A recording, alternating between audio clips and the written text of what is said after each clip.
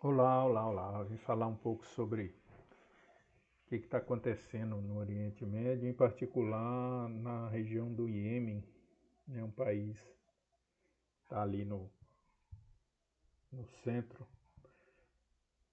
do onde trafega ali as mercadorias, né, entre o Oriente e o Ocidente ali. E esse país recentemente estava fazendo um estudo que me chamou muita atenção. Então, assim, esse país, ele até o começo ali até o final do século XIX, ele era dominado pelos turco-otomanos. Aí esse império otomano ele é dissolvido e aí a Inglaterra se torna hegemônica. Com a Primeira Guerra Mundial e aí, consequentemente, o afastamento da Inglaterra naquela região, é, o Iêmen, então, ele tenta a primeira unificação política, né? Tem uma diferença lá grande entre o norte e o sul. Então, se tentou unificar, né? Então, assim, a partir dos anos 60, né, no auge da Guerra Fria, o sul ficou lado soviético, o norte com certa hegemonia lado capitalista. Então, e aí a partir dos anos 70, com auxílio, o norte consegue fazer um acordo, uma coalizão com o sul, então há essa unificação. E essa unificação, de forma frágil, ela se sustentou, né, ali até o final ali da Guerra Fria, né, com a queda do Muro de Berlim, né, e aí começam as influências. O Irã se aproxima, a Arábia Saudita se aproxima, né, os Emirados Árabes, né, se aproxima também tentando aquela região, afinal de contas ali, né, é uma passagem comercial, ou seja, né, quase 40% da mercadoria que circula no mundo passa por ali, aquele golfo ali onde se situa o Iêmen. Só que, então, muito frágil, muito. Só que aí veio eu estou saltando aqui, tá, pessoal? Porque senão o vídeo fica muito extenso.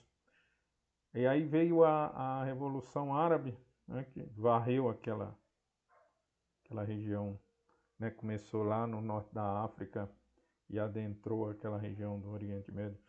As oligarquias que vinham sendo hegemônicas dos anos 80, né, até ali 2013. Egito, Tunísia e o Iêmen. E aí sim, aí desestabilizou, mataram o presidente. E aí a coisa voltou de novo para estaca zero, vamos colocar assim. Só que nesse meio tempo, grupos terroristas começou a financiar e um grupo terrorista invade a região, né, sul do Iêmen. E esse pessoal começa a ganhar força, ganhar força, ganhar força, ganhar força. E chega nesse estágio, né? Então, qual que é a importância de estudar o Iêmen atualmente? É nesse sentido, a importância, por mais que é um país, entre aspas, que a gente não dá muita importância porque não tem recursos naturais, relativamente país de poucas riquezas, mas estrategicamente ele, ele consegue, né, parar, entre aspas, esse comércio das mercadorias marítimas que circula entre o Oriente e o Ocidente. Então, aí a importância disso. E também mostra esse conflito na Arábia Saudita, também nos mostra que há interesses, né, geopolíticos também. A coisa não é só Israel, Hamas. Há países contrários a Israel dentro da Arábia, dentro do Oriente Médio, e que utiliza desses pequenos conflitos para tentar influenciar na região geopoliticamente falando. O Irã é um deles. Utiliza-se desse inimigo histórico de Israel para tentar, né, influenciar geopoliticamente a região. Então, assim, e aí, por que isso é importante? Porque essas coisas refletem no cotidiano da nossa vida. Por mais que estamos distantes do que está acontecendo da região em si e muito menos distante do Iêmen. E eu confesso que eu desconhecia totalmente a história do Iêmen. Essa história é recente. Do final do século XIX para cá. Essa história contemporânea do Iêmen. Confesso que eu... Mas assim, o que eu vou melhorar esse argumento meu. Mas assim, especificamente esse caso, né, do Oriente Médio, do Iêmen em si, nos mostra o seguinte: a Guerra Fria ela ainda continua. Nem que seja na versão 2.0, mas ela continua. E aí a gente entende também vários aspectos, né, do porquê que está acontecendo isso, porquê desses conflitos e porquê isso, entre aspas, prolonga no tempo. Então, assim, igual Israel. Para você ver como que a gente, por total ignorância, pelo menos da minha parte, eu tinha uma visão de Israel baseado numa outra visão do tal do diz que me disse. Isso é o perigo do diz que me disse. Mas assim, vamos lá. Naquela região lá, Israel é o único país democrático. Isso parece que é jogado para debaixo do tapete. É a grande potência, né, juntamente com o Irã, é a grande potência. O que tem lá na faixa de Gaza? Assim, estou falando bem rudimentar porque eu estou começando meus estudos, né, mas assim, o que dá para perceber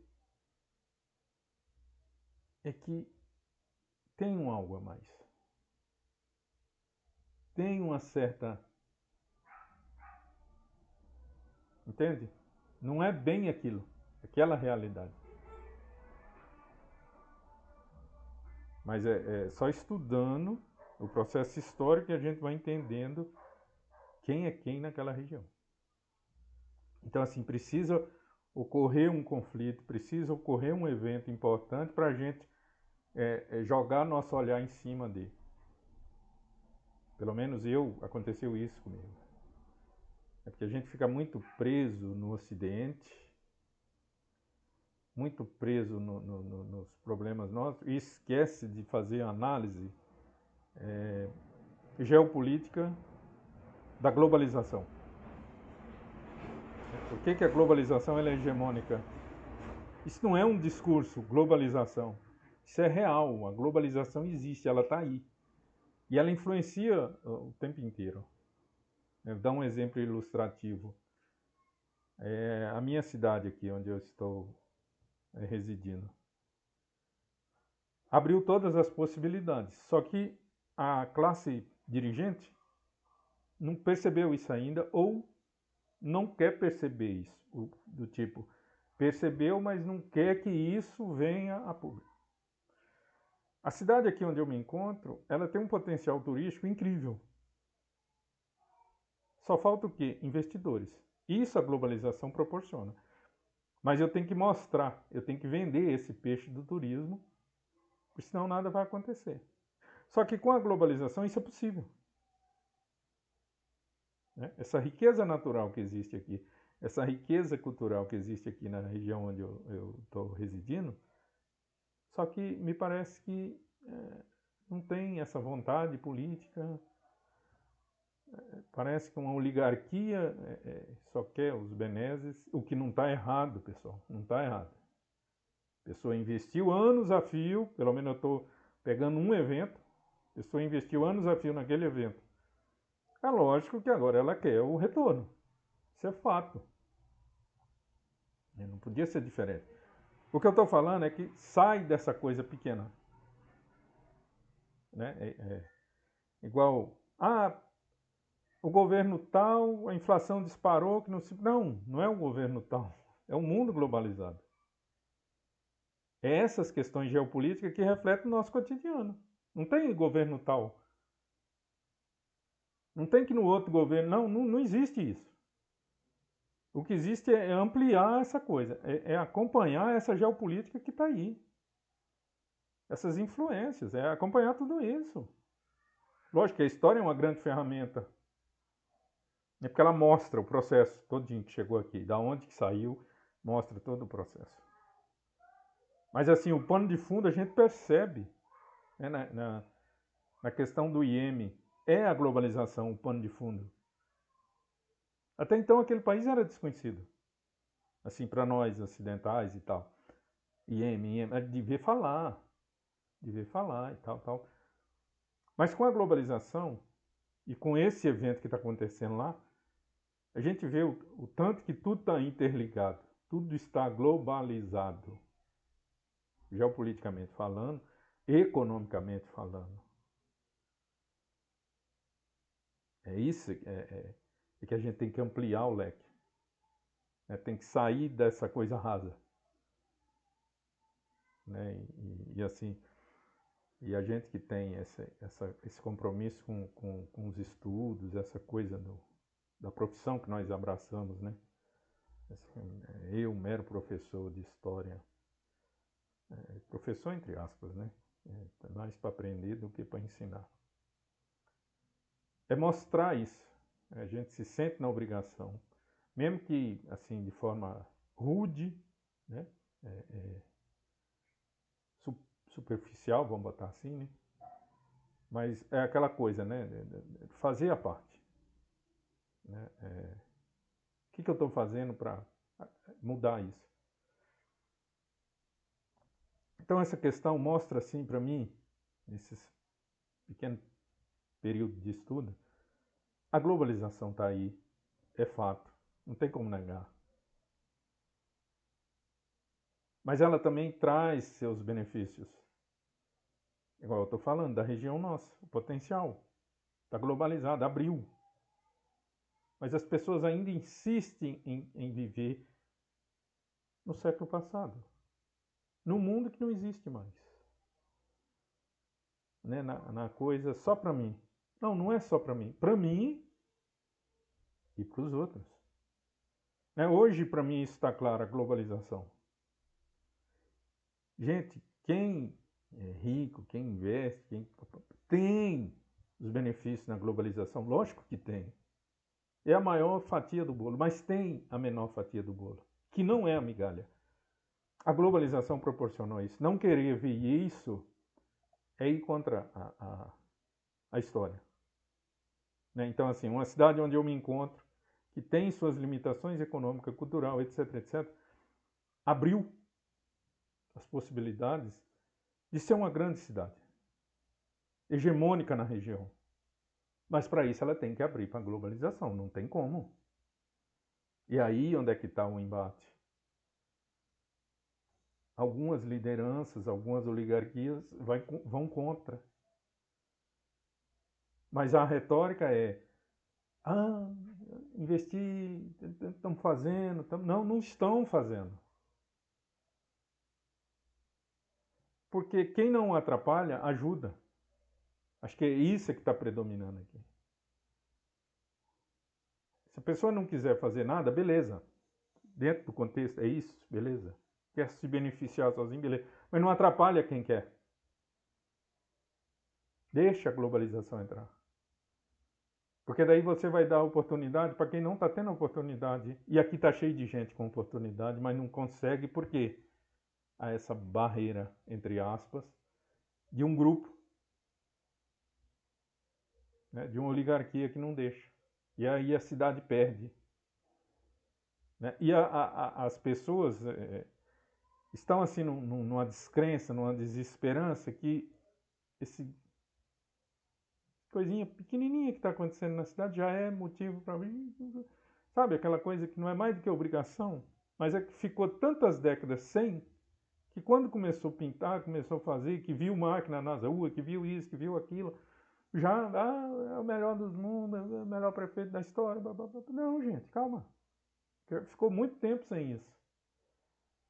Mas é por quê? Por causa dessa coisa que não consegue captar a globalização chegando. Porque ela vai indo, ela transpõe essas coisas, né, essa coisa colonialística, essa coisa colonial, Casa Grande Senzala, ela vai transpondo isso. Ela vai rompendo isso aí. É isso que tem que ser louvado, entre aspas, na globalização.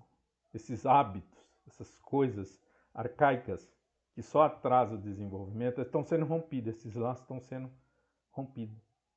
Esses comportamentos culturais arcaico, limitado, restrito a benefício próprio está sendo rompido. Isso é maravilhoso.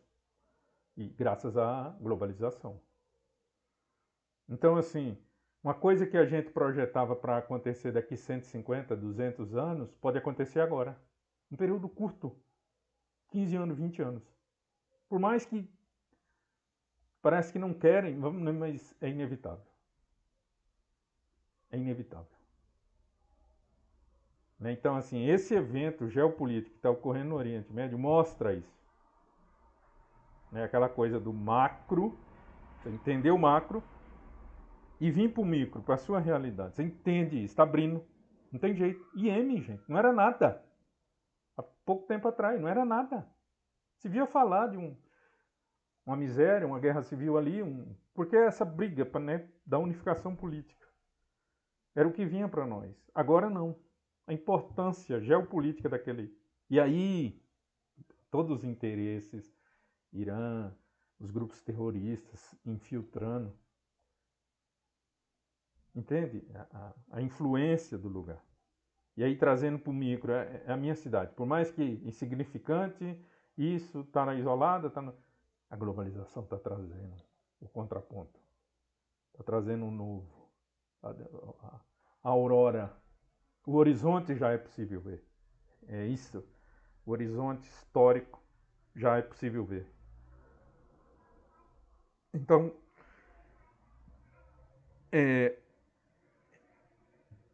boas-vindas à globalização atrasada, sim, mas antes tarde do que nunca.